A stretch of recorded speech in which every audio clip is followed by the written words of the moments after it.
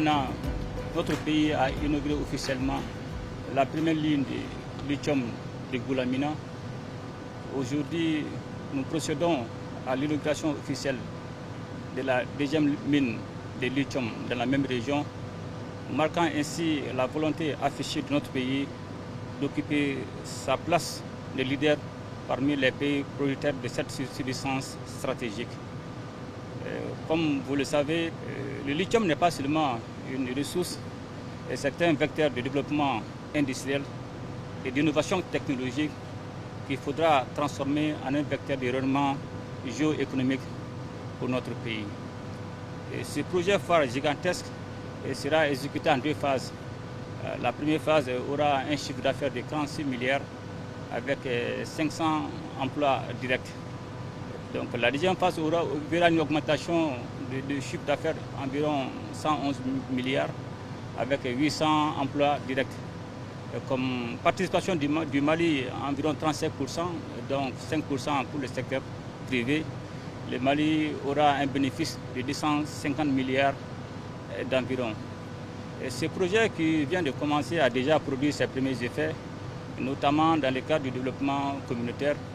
Environ 317 millions ont été investis pour le développement communautaire. Aussi, 24 milliards a été investi dans le cadre du contenu local, à savoir l'achat des biens et services. Et nous voudrons effectivement profiter de cette occasion, non seulement saluer la population de Bougouni qui est massivement sortie, aussi saluer la décision forte du gouvernement pour l'annulation de 121 titres miniers dont 100 permis de recherche.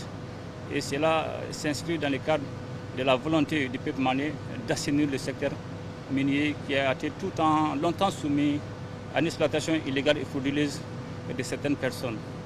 Et je voudrais aussi profiter de saluer la résilience du peuple malien face à cette crise, aussi lui retirer notre volonté de faire du secteur minier un moteur de développement économique et harmonieux de notre pays.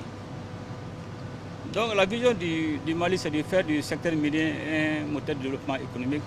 Quand vous parlez de développement, non seulement il y a tout ce qui est dividende en termes de taxes, en termes d'impôts, mais aussi la part de l'État du Mali. Mais cela aussi, c'est de veiller à ce que le peuple malien puisse profiter de ces différents projets, notamment l'emploi des jeunes.